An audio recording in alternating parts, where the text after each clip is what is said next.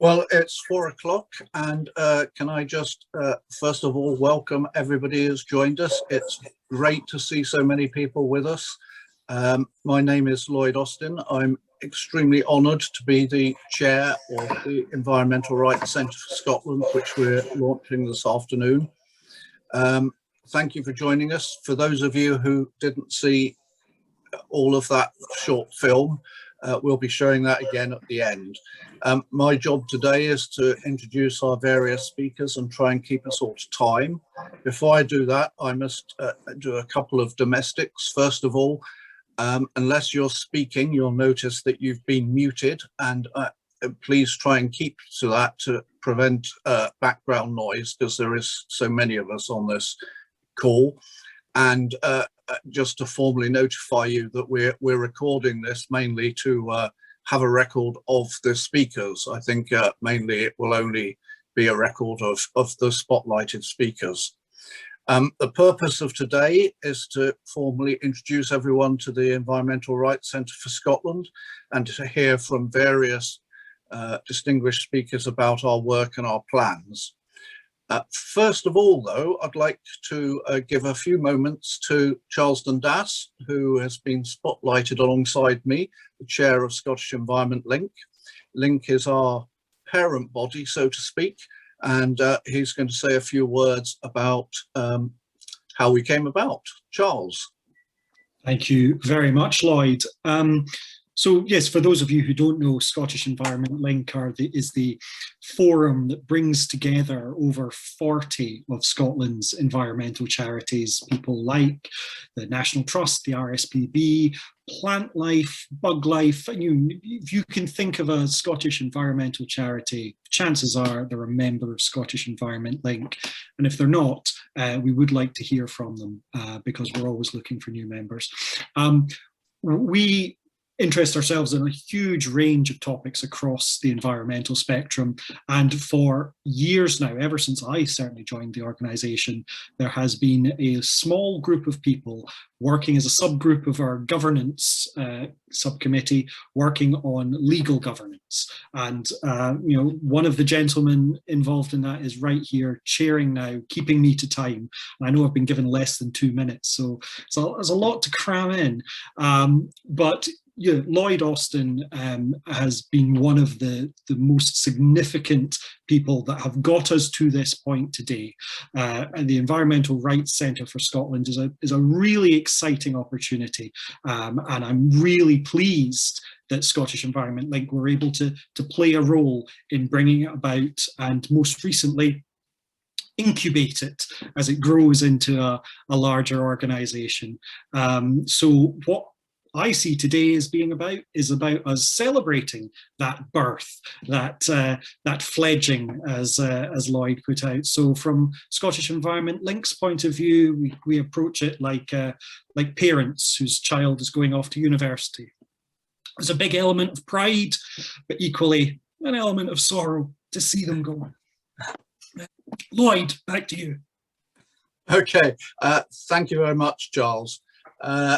We have, as a new centre, got a whole range of plans, many of which you'll hear about in the course of the next hour. But one of those areas of work we're going to focus on is trying to advance environmental rights through seeking to promote a statutory human right to a healthy environment. And to tell us more about such a thing, we are absolutely delighted to be joined by David Boyd, who has now been spotlighted alongside me. David is a professor at the University of British Columbia and is thus joining us from Western Canada. So it's good morning to you, David. Good morning, and thank you for joining us so early for you. But most importantly, since 2018, David's been the United Nations Special Rapporteur on Human Rights and the Environment. And I'd like to immediately now pass over to you, David, and thank you for joining us again, and over to you. Well, thanks very much, Lloyd. And I must say, I'm really delighted to be joining you today for the launch of the Environmental Rights Centre of Scotland. And of course, I hope everyone can understand my heavy Canadian accent, but One thing that I think is really important is that you've hit the ground running. You've got the terrific report of the National Task Force on Human Rights Leadership. And I loved recommendation number 2 of that report, which is really prioritizing the recognition of the right to a healthy environment in Scotland. And I don't think anybody on this call needs to be reminded of the fact that we are really living in an unprecedented global environmental crisis. We have the climate emergency, the collapse of biological diversity, pervasive pollution of air, water, and soil, and of course, the surge in these emerging infectious diseases of zoonotic origin. And so scientists, Indigenous people, young people are all telling us that we need rapid, systemic, and transformative changes to address this global crisis. And that's where human rights enter the picture, because if we look back at recent centuries of human progress, human rights have provided a catalyst for exactly the kinds of transformative changes we need. Think about the abolition of slavery or the end of apartheid, the women's rights movement, the Indigenous peoples movement, the LGBTQ+ peoples movement. All of these powerful social movements have harnessed the transformative power of human rights. And so here we are facing a global environmental crisis, and we see this exciting emergence of the right to a healthy environment, which was first talked about in the 1970s in Stockholm, Sweden, in the Stockholm Declaration from the first Global Environmental Summit, and then was put into the constitutions of countries like Portugal in 1976, Spain in 1978. And now the right to a healthy environment is recognized in law by over 80% of the UN member states of the world, 156 of 193 countries, but not yet Canada, not yet Scotland. And so that's the work that lies ahead. People ask me, what does it mean, the right to a healthy environment? And it has really 2 main components, a substantive component and a procedural component.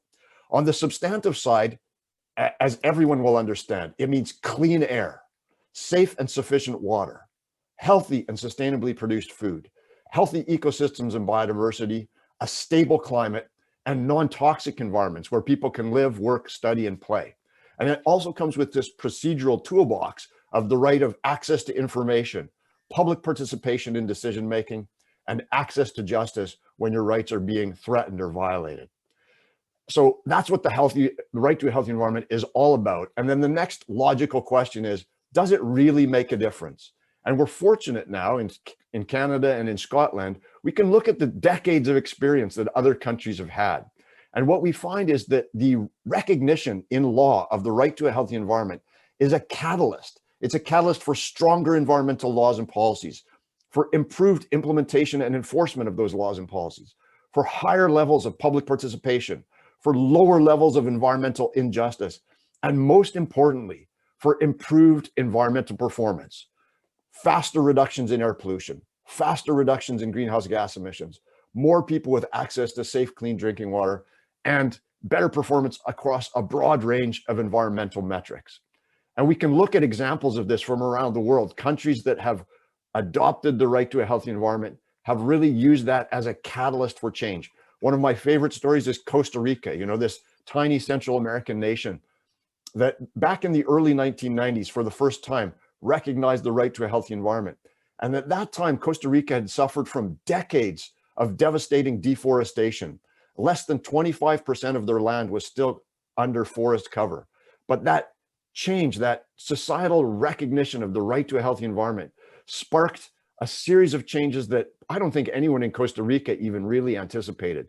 They have now reforested large swaths of that country, and over 50% of Costa Rica is now covered by forests. Over 30% of Costa Rica is now protected in national parks. They get over 99% of their electricity from renewable sources, including wind, solar, geothermal, and hydro. They have passed laws prohibiting offshore oil and gas development, prohibiting open pit mining.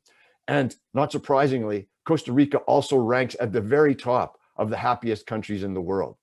France is a more recent convert to recognition of the right to a healthy environment. France put it into their constitution in 2004, and since then became the first country in the world to ban fracking, to ban all uses of the bee-killing neonicotinoid pesticides, and most recently to ban the export of pesticides from France that are not permitted for use in France. And so I could wax poetic all afternoon about countries around the world that have done amazing things because of the recognition of the right to a healthy environment. but I know our time is quite short here today. And so I'll conclude by just saying, I'm happy to support the Environmental Rights Centre of Scotland in any way that I can. I think this is a terrific initiative. Scotland can really be a leader in terms of the United Kingdom. The timing is amazing because at the United Nations, I'm working with a group of countries to have this right recognized at the global level, something that people have worked on for 25 years. And we are that close. We are that close to global recognition of the right to a healthy environment. Costa Rica, the Maldives, Morocco, Slovenia, and Switzerland are the group of states pushing this forward. We hope to have a resolution at the Human Rights Council as early as September of this year, which would be a terrific, give us terrific momentum heading into COP15, the Convention of the Parties to the Biodiversity Convention, and of course, COP26 being hosted in Glasgow in November. This is something that we need now. To confront the global environmental emergency, we need to recognize that everyone, everywhere, has the right to live in a healthy environment. So thank you to all of you for the work that you're doing, and best luck in the months and years ahead. Thank you very much. Thank you, David. That was, as usual from you, inspiring and informative, and we're delighted to have your support. So thank you very much for that contribution. We do have a few moments for me to ask you a few supplementary questions, if you don't mind, before we move on. I'm going to start off with one that was sent in by, we asked attendees to forward us questions, and that relates to what's more generally known as the rights of nature, rather than the human, stressing the human right to a healthy environment, which is in some other countries' constitutions. And I just wondered whether you would make any observations as to how that approach compares and contrasts with a human right to a healthy environment, and whether you think they are compete with one another or complementary. Yeah, I think that the human right to a healthy environment and the rights of nature are both exciting concepts. Of course, the right to a healthy environment presently enjoys much broader legal recognition around the world, but the rights of nature, which acknowledges that ecosystems have legal rights. And let's be clear that the countries like Ecuador, Bolivia, Colombia, where the rights of nature are recognized, these are not the right to vote or these are not human rights. These are rights that ecosystems require. So, you know, the rights to be free from pollution and that sort of thing. But what's really interesting is that in a number of countries, the right to a healthy environment is being interpreted in ways that include healthy ecosystems and healthy biodiversity. And so there's actually a convergence. And I think that's a really key observation, that, you know, for a long time, we've considered human beings as somehow separate from or even superior to the rest of nature. But it's clear from science. I mean, we share DNA, the basic building block of life, with every other form of life on the planet. And so really, it's the human right to a healthy environment, therefore has to include healthy ecosystems, healthy biodiversity, healthy nature. And so I think there's actually a really interesting convergence of these concepts, Lloyd. That's very helpful. And I think from our point of view, we have, as you mentioned, a very strong recommendation from our task force to include a human right to a healthy environment. And I rather hope that people hoping for a rights of nature feel that it's complementary or a way on the road to that, rather than seeking it to be an alternative. I want to ask you, secondly, about outcomes. This is a very legalistic discussion to some extent about things that are in law, but actually many of our members and supporters, they support environmental NGOs because they want to see cleaner water, more wildlife, and from a human rights perspective, people are looking for outcomes for people. What is the evidence, and do you have any examples of where the incorporation of a human right to a healthy environment has led to better environments or better outcomes for people? Yes. So in the research that I did for my book called The Environmental Rights Revolution, I looked at the experience of over 90 countries. This was about a decade ago, over 90 countries that had recognized the right to a healthy environment.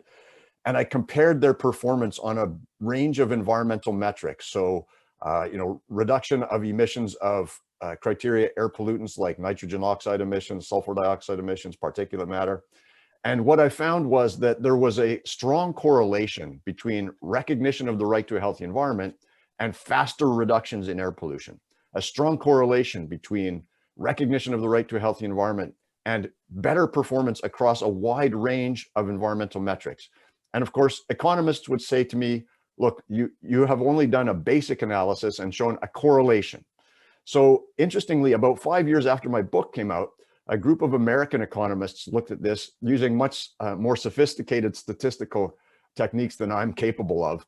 And they found a causal relationship between recognition of the right to a healthy environment and improved environmental performance. And that is why I spend my life advocating for recognition and implementation of the right to a healthy environment. Not because I'm interested in legal changes or philosophical changes, but because I care about impact on the rights of people on the ground. And I can give you literally hundreds of examples from all across the world where the right to a healthy environment has changed people's lives.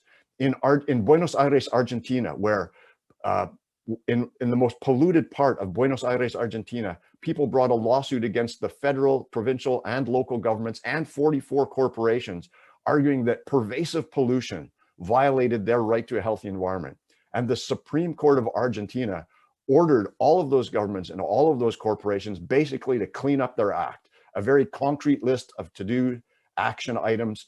And over the course of the past decade, literally billions of dollars have been spent in cleaning up and restoring the Riachuelo River Basin in Buenos Aires, Argentina.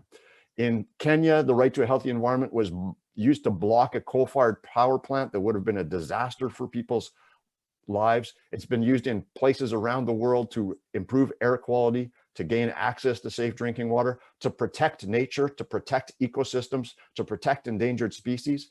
And so this really is a game changer, the recognition of the right to a healthy environment. It takes things that may seem optional to governments and it converts them into obligations, and it increases accountability. Thank you. That's extremely helpful, because I think, we've still got a job of work to do despite the task force recommendations to persuade our politicians of all parties to really embrace this human right in a legal sense and ensure that it is put into our statutory framework. And I think more examples that we can pull together of the type you just described will be what will win the argument. My final question, and this is potentially a slightly unfair one, if you could point to one killer fact or a knockout statistic that you would like the Environmental Rights Centre or the audience today to be their takeaway from this event, what would be that one fact or statistic that you would quote? I would say that there is compelling statistical proof that recognition of the right to a healthy environment will improve people's quality of life by providing cleaner air, safe drinking water, and a healthier planet to live on. That is superb. Thank you very much, David. And I hope that, well, it's certainly inspiring to me, and I hope it's been inspiring to the rest of our audience. I hope you'll be able to stay with us for a wee bit longer, because I know that some of our subsequent contributors have some questions for you, and that you may have questions for them. Happy to stick around. Thank you. Excellent. Thank you very much. And that now takes me on to introduce those next contributors. Shortly, we'll be hearing from my colleague on the Board of Trustees of Environmental Rights Centre for Scotland, Mary Church, who is Head of Campaigns for Friends of the Earth Scotland. And to be fair to Mary, I think she should have the same introduction that Charles gave to me in terms of her involvement with the Scottish Environment Link work in leading up to today's event and the launch of today's centre. But before we come to Mary, who's going to tell us more about the centre, our work, and why it's needed, we're delighted to be joined today by Katie Reid, from the Children's Parliament and many members of that from across Scotland of that Children's Parliament. They've been working with the Climate Assembly on a range of things concerning how the Children's Parliament thinks that the future environment should be cared for. Now, I'm not entirely sure what's going to happen, but we're absolutely delighted to be joined by Katie in the Children's Parliament, because it's very important that when we consider the human right to a healthy environment, we consider it alongside the rights of other groups. And most importantly amongst that is our children and young people. So I'm going to now hand over to Katie, who is going to lead us through this contribution. And then after that, we'll hear from Mary. Over to you, Katie. Thanks very much. Yeah, thanks for having us today. I'm so thrilled to be joined by 5 members of Children's Parliament from across Scotland, who I will hand over now to introduce themselves. These are our MCPs and investigators for Scotland's Climate Assembly. So I'll maybe start with you, Maya, and then we can finish with Nadia, who I think is going to introduce the next part. Brilliant. So Maya, if you want to start off, I'm going to throw an energy ball your way over up to the Highlands. If you can catch it, introduce yourself, maybe say your name and where you're from, and then throw the ball to someone else in the team. Can you see everyone that's been spotlighted? Oh, just going to have to unmute you. Okay. Are you ready? Yes. Cool, I'm ready too. 3, 2, 1, go. Got it. Okay, so I'm Maya, I am 10 years old and I live up in Fort William Highlands. And I'm an investigator in Children's Parliament. Who are you going to throw the energy ball to? I'll throw it to Margaret. You ready? Okay, she went somewhere else. So hello, my name is Margaret. I am 12 years old and I am on the Isle of Benbecula in the Western Isles. I'm going to pass it to you, Ben. Are you ready?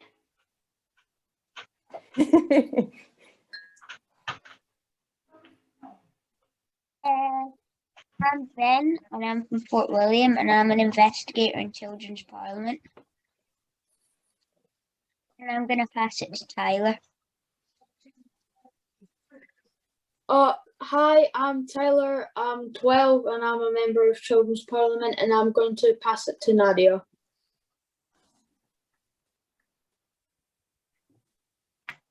Hello, I'm Nadia and I'm 13 years old. And we are all members of the Children's Parliament from across Scotland. Since October last year, we've been working together as investigators for Scotland's Climate Assembly. It's the first time children have been involved in a citizens' assembly, which is very exciting. We have the right to have a say, and we also have the right to grow up in a healthy environment. So it's really important children have been involved in this, especially as this year children's rights become a law in Scotland. We are very happy to show you our film about what we've been doing and what we think should happen in Scotland to tackle the climate emergency to make sure we can all live in a healthy environment. Great, so we're now just going to show the short film.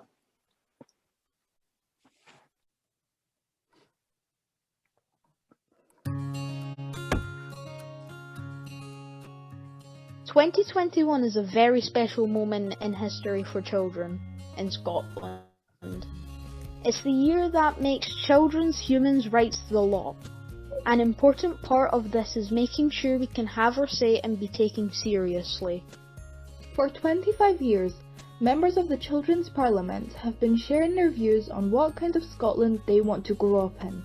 Now, for the first time, we've been involved in a citizens' assembly in Scotland about one of the most important issues to us, tackling climate change. In October 2020, 100 children were invited to join the Children's Parliament to investigate how to tackle the climate emergency as part of Scotland's Climate Assembly. We all took part in workshops, shared our views in digital surveys, and created artwork showing our visions for Scotland's future. 12 of us became a team of investigators. We've been working together remotely to learn more about the climate emergency with the help of Children's Parliament team and climate emergency experts. Each month, we got missions in the post to explore solutions for us here in Scotland. We then met up on weekly Zoom calls as a team. We learned a lot and came up with lots of great ideas. We also became really good friends and laughed and danced a lot. After 5 months of working together and hearing from the wider group of 100 children, we are ready to share what we think needs to happen in Scotland to tackle the climate emergency. We put all the ideas to votes, so these are our most popular calls to action. First, we need to change how we eat and where we get our food from. We all need to have a better education about environmentally friendly diets and how to reduce food waste. We need to see much more food made and sold locally in Scotland. This means helping environmentally friendly Scottish businesses, farmers and butchers. We need to see more plant-based, animal-free options in places where children and adults learn and work. We need to make fresh organic fruit and vegetables more affordable and prices of processed imported food more expensive. We need all foods to have labels telling us where it was made and what impact it has on the environment. Finally, we need to make lovely community gardens for everyone and teach children and adults to grow their own food. Next, we need to change the ways we use our land and seas. We need our wildlife, woodland, coastlands and wild spaces to be protected and looked after. We need to stop building on green spaces and create nature parks and traffic-free places where we can play and have fun. To plant a lot more trees and work with the people who own land in Scotland to make this happen. Members of Children's Parliament want a national tree planting day in Scotland. All of us need to change how we live and help each other, so these changes are fair. For example, helping people who don't have lots of money to heat their homes. We think we should have shared libraries in towns, cities and villages for sharing toys, clothes, food, books, music, everything. We also need to add more recycling bins for things that can't be used again and better instructions to follow. We definitely need to make environmentally friendly things in shops cheaper and easier for everyone to choose. This means banning plastic packaging and single-use plastic in Scotland. We don't always have a choice when it comes to how we travel, but we have lots of ideas for the changes needed to happen. We also need to make electric cars cheaper and actually make most of them here in Scotland. We really need to get more people cycling by making safer cycling paths and having sharing bikes in villages, towns and cities. This would make travelling to school better for the environment and easier too.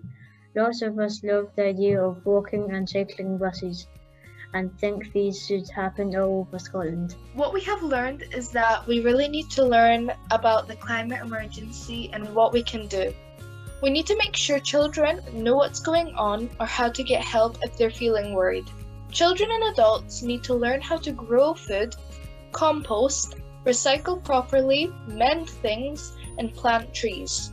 This also means spending less time sitting down at school and work so we can do these things. We need to help our nurseries and schools be better for the environment and make sure all children play and learn outside. Well, now it's up to you. After listening to what we have told you, we need action now, so everyone can grow up and live in a happy, healthy and safe Scotland. Most of all, we want to know what you want to do next. Please keep in touch so we can work to tackle the climate emergency together. Thank you from all of us at Children's Parliament.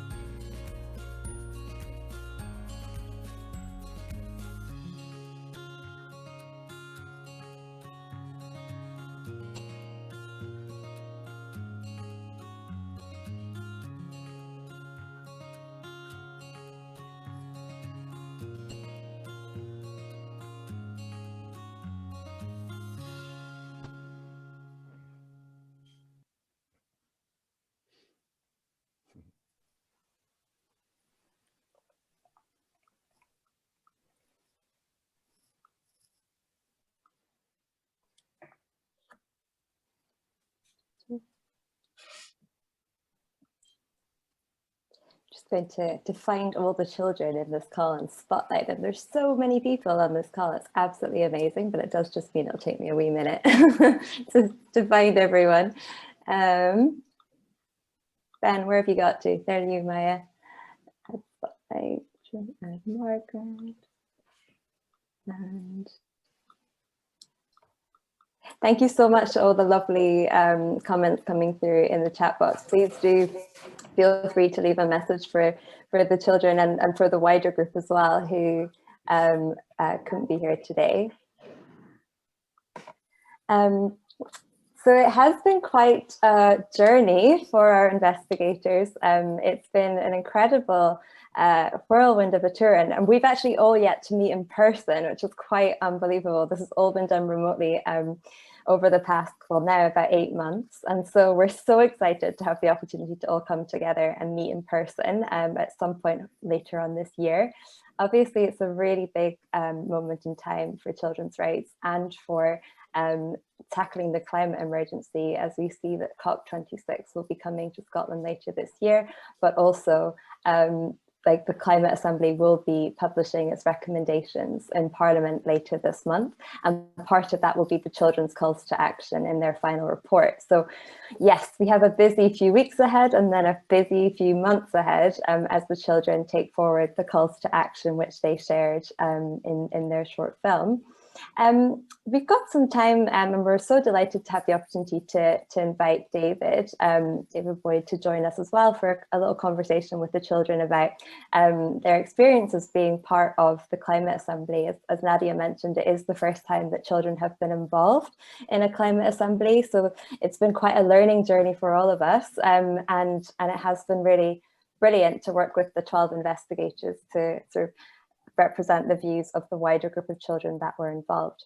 I'm going to kick start us with a question to the team, and yeah, whoever would like to answer, like, feel free to jump in.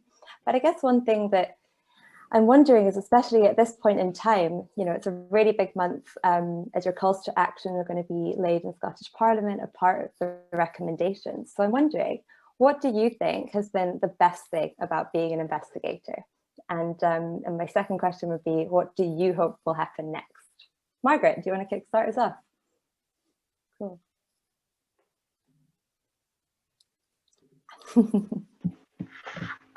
So the best thing about being an investigator is meeting new people and listening to what they have to say and what we could do to sort of tackle it.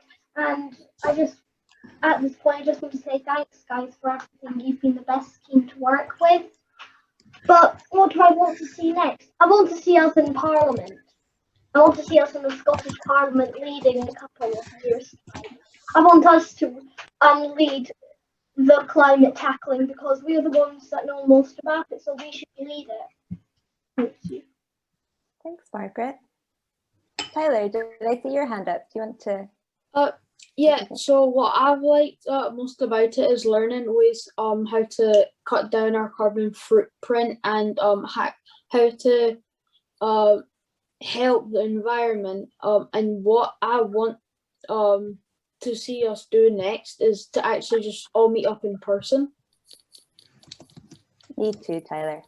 We're hoping we can make it happen. Thanks so much. Nadia, over to you. The best thing about being an investigator is that I can make a change in Scotland about climate change for my and other people's future. And I hope that these calls to action will make a difference in Scotland. Thanks, Nadia. I'm sure, just from the chat, I'm seeing that there's so much interest in your calls to action. I'm sure there's going to be plenty of opportunity to talk to lots of people that really can bring about some of the changes that you and the other children would like to see. Maya, did you want to just add something there about what's been your favourite thing about being an investigator? My favorite thing is honestly just seeing all of like the different people who are so interested in the topic, and just having fun all around. Just with our weekly Zoom calls with all of us, and it's really cool. But the one thing I'd like to take away is, well, I just want our ideas to be heard, and so they can go forward. Thanks, Maya. David, your reflections on the children's calls to action, and if you have a question for the children, they've already confirmed that they would be delighted to hear from you. Well, first of all, a huge thanks to all of you, Tyler, Nadia, Maya, Margaret, Ben, and Katie. That video was fantastic. The work you're doing is fantastic. And, you know, in my role as the UN Special Rapporteur, I'm actually part of a global initiative called the Children's Environmental Rights Initiatives. And I've been meeting with young people from all over the world. And my commitment to all of the young people I meet is that I will use my platform and my voice to amplify the things that I hear from you. So I would love to ask you, what do you think is the most important thing that governments can do to address the climate emergency? And then I'll take your answers and I'll tell them to the United Nations and I'll tell them to governments around the world. That is a big question. If you had to choose one thing from all of the calls to action, what do you think? And I have to admit, I'm also curious, what are your favorite animals? Oh, another good question. Also quite a challenging one. Tyler, you had your hand up. So my favorite call to action is probably the National Tree Planting Day, just because then just one family over a couple decades, they could just plant an entire forest, which I would find that very cool and interesting. Fantastic idea. And I think we should have a National Tree Planting Day in Scotland. And I think we should have a World Tree Planting Day. You know, they had one in Ethiopia. They have one in Ethiopia. And last year they planted over 100 million trees in one day. And my favorite animal is an anteater. Thank you, Tyler. Thanks, Tyler. So many hands. Margaret.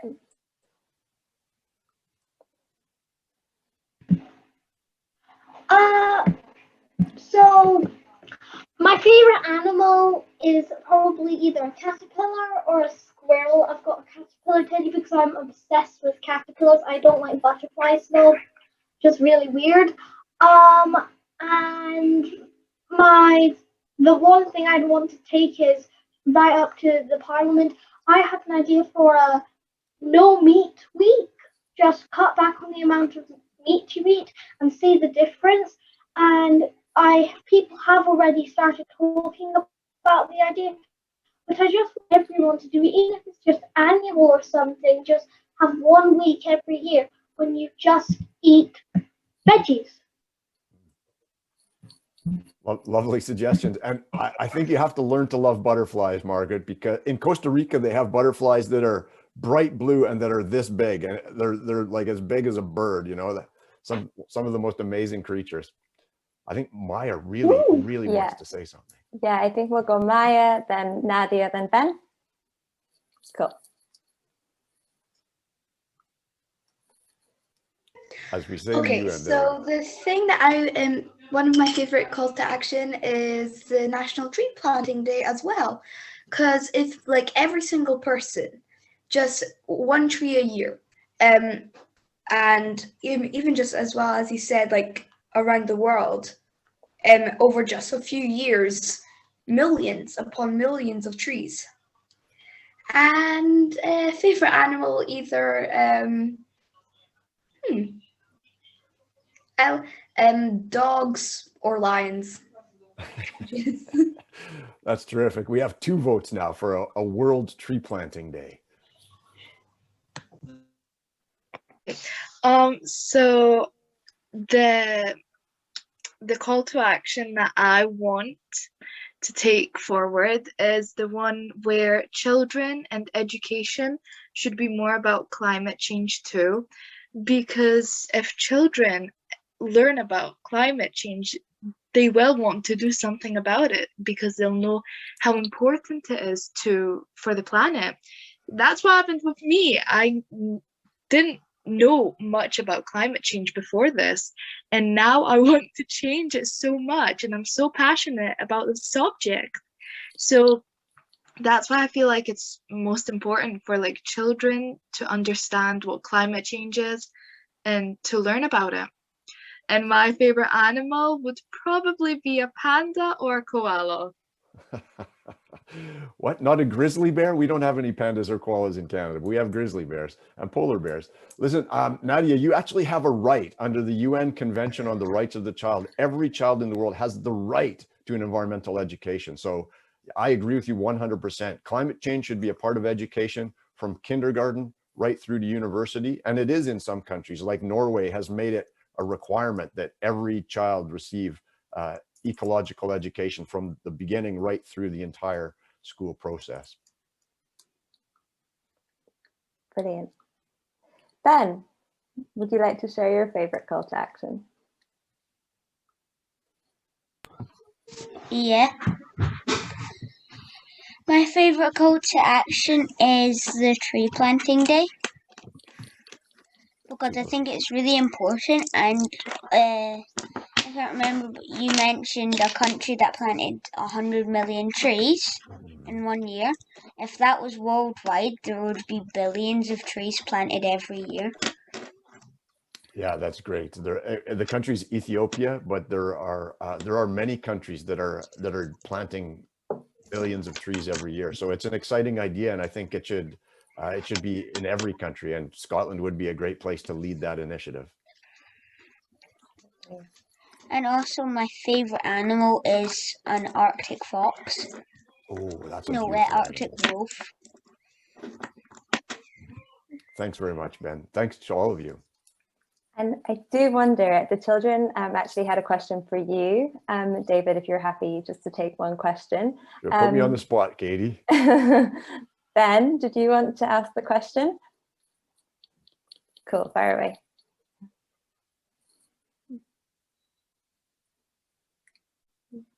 There were quite a few, but we've narrowed it down to one. Okay. Yeah. Can you send me the questions again? I've lost them in the chat. It was quite a long chat box, wasn't it? It's because there's so many messages coming through. Yeah. Here it comes. You ready?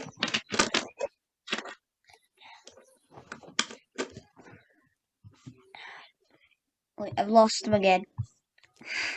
Well, while Ben finds them, I do want to also congratulate Scotland for having a children's parliament. I think it's one of the most innovative ways to make sure that children's voices are heard by everyone in a country, in a society. And it's an idea that I talk about all the time, and trying to get it to happen in Canada as well and other countries around the world. So really, I take my hat off in a virtual sense to all of you for being part of the children's parliament. What a terrific, terrific institution. I found them. Fire away, Ben. How did you get involved in working for the UN? What kind of things are you doing to tackle the climate emergency and protect the environment in your job, but also maybe at home? Great question. So I'm a volunteer with the United Nations, and I was chosen by the UN Human Rights Council about 3 years ago to serve as the Special Rapporteur on Human Rights and the Environment. And that means that I really try and help all 193 countries that belong to the UN to strengthen their environmental performance, to take better care of the air, the water, the soil, the animals, the plants, the fungi, and really create a future for everyone that is clean, green, healthy, sustainable, and equitable. And as you probably all know, the United Nations has something called the Sustainable Development Goals, which are a series of targets we're trying to achieve by 2030, which will include things like clean energy for everyone, safe and clean drinking water for everyone, no hunger in the world, no poverty. And so it's a really super ambitious agenda that we're really working hard with people to achieve so that folks like you have a brighter future. Here at home, I live on a small island on the west coast of Canada. We actually have solar panels on the roof, so all of our electricity is renewable. We have an electric car, so our car is powered by solar electricity. And this is a really beautiful place where we have, out my window, sometimes I can see humpback whales and killer whales. There's a hummingbird nest just outside our house here.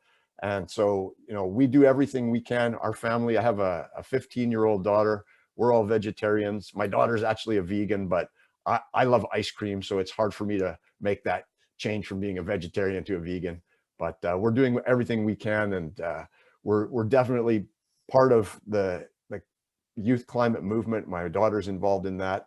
And I just think that it's really an exciting time. We're starting to see changes around the world that are long overdue, that are moving us in the right direction. You know, countries closing down coal-fired power plants, countries creating great new national parks and protected areas, all kinds of countries building wind turbines and solar panels. And I really think it's an exciting time. We still have a lot of work to do, but things are really changing. And this idea of the right to a healthy environment is something that just pushes action forward on all of these areas. And one of my favorite stories is a story from Colombia in South America, where I met a group 2 years ago of 25 children and young people who were so upset about the cutting down of trees in the Amazon rainforest that they got together and they filed a lawsuit against their government. And they went to the Supreme Court of Colombia and they won this case. And the court told the government that they had to sit down with these children and youth and come up with a plan to end deforestation in the Colombian portion of the Amazon rainforest. So, man, that's an amazing story of how children used their power, used their human right to a healthy environment to change the world for the better, just the way that you folks in the Children's Parliament in Scotland are changing the world for the better. So I'm deeply, deeply grateful to all of you for the work that you're doing. Keep it up. You guys are amazing. Rock stars. Thank you so much, David. It's been really wonderful to have the chance to speak with you. And yeah, just once again to all of the children here, you are amazing human rights defenders and ambassadors for the Children's Parliament. So thank you again for all your amazing work. We're very excited to keep working with you. And we're now delighted to hand over to Mary Church, who's going to introduce the next part of the workshop. Hi, thanks, Katie. And thanks, Lloyd, for your introduction earlier. That's a bit of a hard act to follow after all these great contributions from the Children's Parliament. But so I want to start by saying it's great to see so many people here, and great to be finally introducing the Environmental Rights Centre for Scotland to all of you. Getting this organisation up and running has been, you know, a real labour of love for, I think, several people on this call today. And I think we're at the stage with the project now where we're really very proud to be able to introduce it. I've been asked to say a few words about the need for the ERCS, and perhaps what you've already heard from David Boyd and from the Children's Parliament has already convinced you of that need, but I'll say a bit more about the context in Scotland on environmental rights, so where we've come from, why we set up the ERCS and what we envisage its role being. So Scotland, as I'm sure many of you are aware, is a country that's famed for its beautiful landscapes of bleak mountains, lush greenery, plentiful and pure water. But it's also a country where the natural environment is being and has been progressively degraded through, for example, unsustainable agriculture, fishery, forestry practices. It's a country of great inequality where far too many people suffer from the impacts of living in polluted environments, particularly those in poorer communities, and with insufficient infrastructure in place to enable people to live lower impact lives.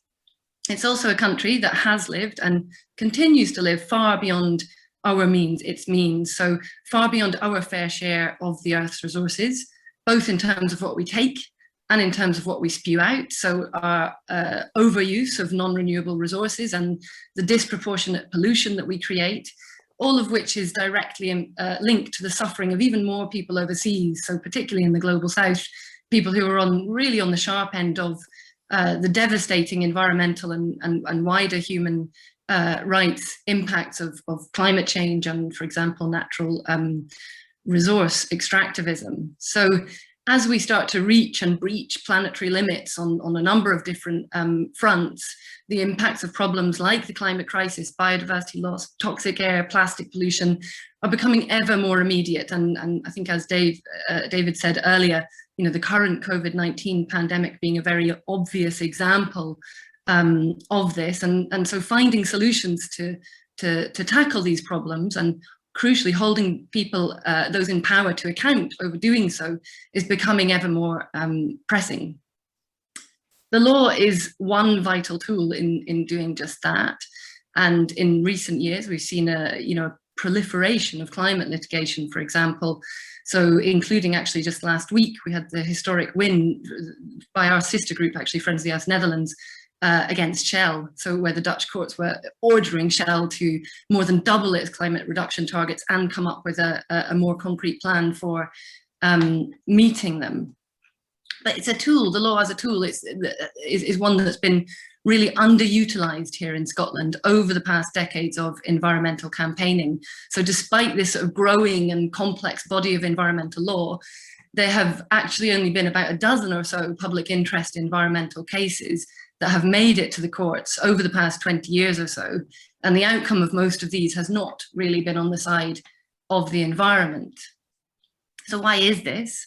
In large part, this is because the Scottish legal system makes it extremely challenging for citizens and NGOs to hold the government and private bodies to account over harm to the environment. And Scotland has a distinct and separate legal system from the rest of the UK, which has actually lagged behind England and Wales in developing a public law culture that enables people and NGOs to access justice and pursue public interest litigation in general, but also specifically in relation to the environment.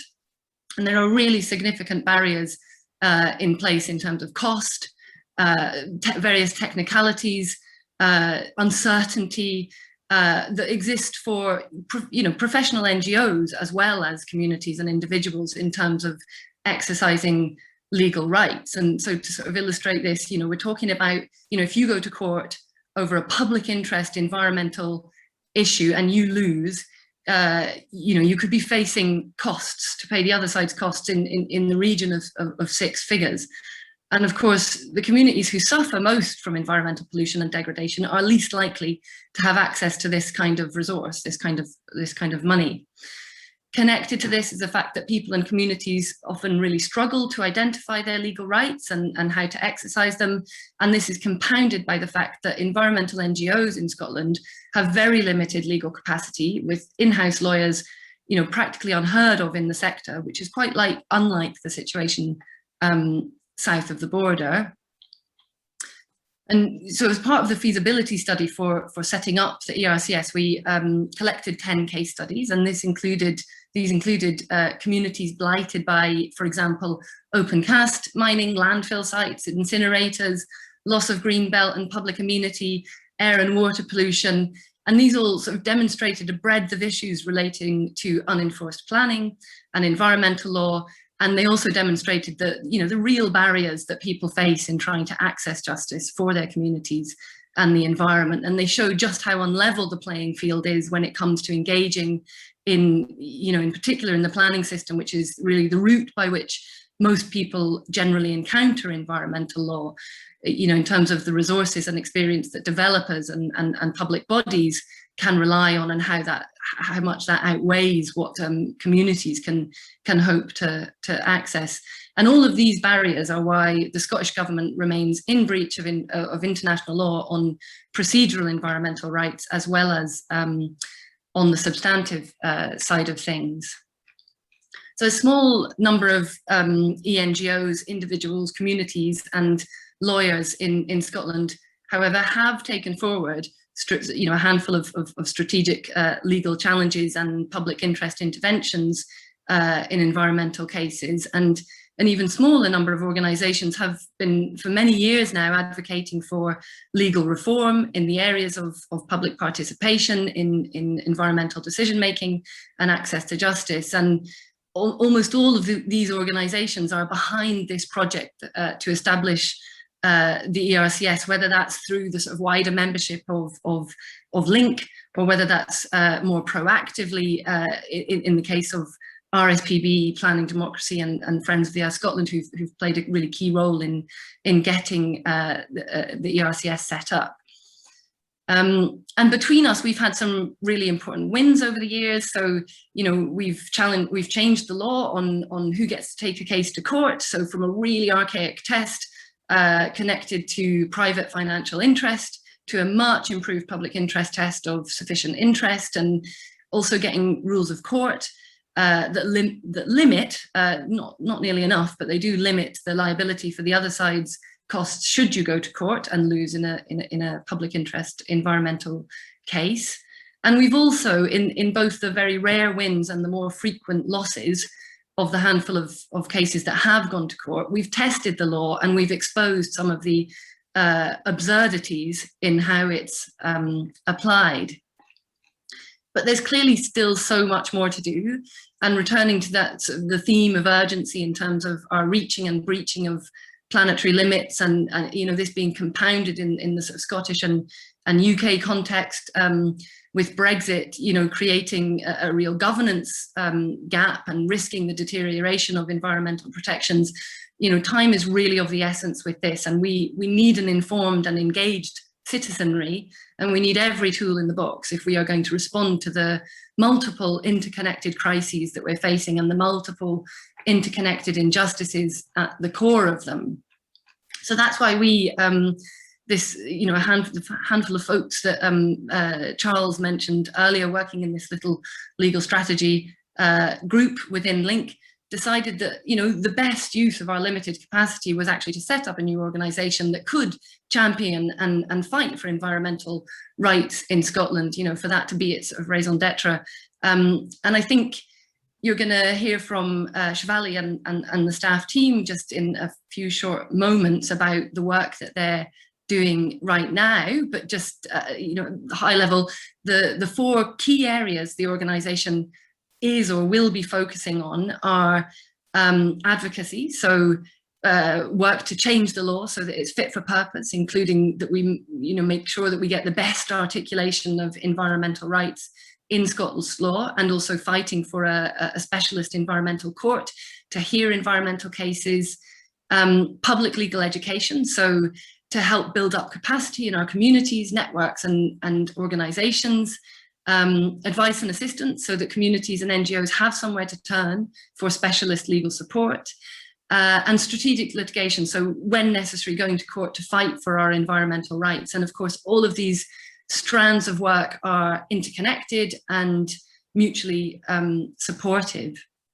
So, you know, ERCS is only one organisation and the law is only one tool, but as part of a sort of a wider and burgeoning environmental justice movement that understands that the multiple crises we are facing have at their core very deep and long-standing injustices, both sort of, you know, domestically and globally, and that the solution is to tackle these injustices sort of head on, and together we can hopefully find a way out of this somewhat existential nightmare that we're facing, and build the world, the better world that we know is possible. Thank you, Mary, and I think that sets the scene very nicely for what we're just going to move on to. But equally, I'd like to underline my thanks to Katie and the Children's Parliament for that inspiring session earlier. But Mary has just now outlined where we've come from and the four key programmes of work we're hoping to take forward over the next years. And in order to both introduce themselves and say a wee bit more about each of those programmes, I want to hand over to Shivali, our Chief Officer, and she will then introduce the other members of the team. So, Shivali. Thank you, Lloyd, and thanks to all the speakers for such a great hour of information and inspiration. And thank you all for attending. We had 263 people registered, and we've had up to, I think, about 180 people attending this afternoon. And also thank you to all the people behind the scenes to get ERCS to where it is today. And you've heard from Lloyd and Mary and Charles about a little bit about that, but particularly the Link team, our fellow trustees, our fellow activists and campaigners, and of course our friends. I think our website provides a good summary of our work to date, and I think we've made a good start. But as Mary says, and the children have said, we all know how much there is to do. But working together, we believe we can really make an inroad into advancing our human rights and the rights of nature in the way the children have talked about, in the way that David signposted us to. So what we thought we would do this afternoon is, at the end, just tell you a little bit about our work. Amelia, our advocacy officer, will talk more about what we're doing to strengthen environmental rights in Scotland. Ben, our in-house solicitor, will say a few words about our advice service, which is here to support you to exercise your existing rights for health and justice. I will end with Emma, our administrator, who will persuade you to subscribe to our mailing list to keep up to date with everything that we're doing and perhaps become a member. Over to you, Amelia. Thanks. Hi, I'm Emilia. I'm the advocacy officer. So at the moment, we have two main advocacy asks. Firstly, we are supporting moves for Scotland to introduce a human right to a healthy environment in law. And there is real momentum for this. So the government's own advisors have recommended that Scotland introduces a batch of new human rights laws, which include the human right to a healthy environment. So we're playing our part in making sure that those plans take shape in the best way possible. Secondly, we are pushing for Scotland to set up a low-cost, accessible environmental court, which will give us the best way of accessing justice so that we can hold our decision makers to account over the environment. We really need to build a case to make this a reality. And I just want to say that it's been so great to work with many of you here already. This is not a niche issue. We need to work together. This is a basic issue. It's about getting the law to support us to have a chance of a decent future in harmony with our environment. I'm going to hand over to Ben now. Thanks, Amelia. Hi, everyone. I'm Ben. I'm the solicitor for the Environmental Rights Centre. Legal advice, as Mary explained earlier, can be really expensive in Scotland and it's unaffordable for many people. We offer free advice to individuals, community groups and organisations on planning and environmental law. So you might have a query about how to access information, whether a public body has done something unlawful and what you can do about it, or how you can influence or challenge a planning decision. My job is to help you to understand the law, explain your rights, and advise you on how to go about enforcing them. So please get in touch if you need advice, and there's a Get Advice contact form on our website, which I'll pop into the chat now. Over to Emma. Hello everyone, I'm Emma. I'm ERCS's Finance and Administration Officer. We'd love you to get involved and support us. And as to how you can do this, we're on Twitter at ERCS Scot, so why not give us a follow? You can keep in touch with our news and events by subscribing to our mailing list. And lastly, why not become a member? You can become a member if you're age 16 or over, and we're free to join. We only ask that you agree with our vision and charitable purposes and that you complete a short online application form. I've put in the chat the details of our Twitter and also how you can join our mailing list and become a member. I hope you may be inspired by all what you've seen and heard today. I'll now pass you back to Lloyd. Thank you very much. Well, thank you to all four of you. I think others will agree. We've got an excellent team there to take our work forward. We wouldn't have got where we are today without all four of you. And I must first of all also say that the feasibility study that Mary talked to was done by our new solicitor Ben in a previous capacity. So Ben has been with us building the foundations of this organisation as well, and now working with us. So it's brilliant to have him in his new role. I think we're now a wee bit over time, but I think I hope everybody agrees that it was worth it because of such inspiring contributions we heard from everyone. But it's my job now to wrap up and to say thank you to everyone, to indicate that we're now all in place, we're up and running, and hopefully we'll be going forward along all of the themes that you've heard about today. I'd like to thank our speakers and contributions today, particularly for David joining us from Canada, to Mary giving us her perspective from working with Link, with Friends of the Earth Scotland, and now as a trustee. I'd like to thank Katie and all the children from the Children's Parliament.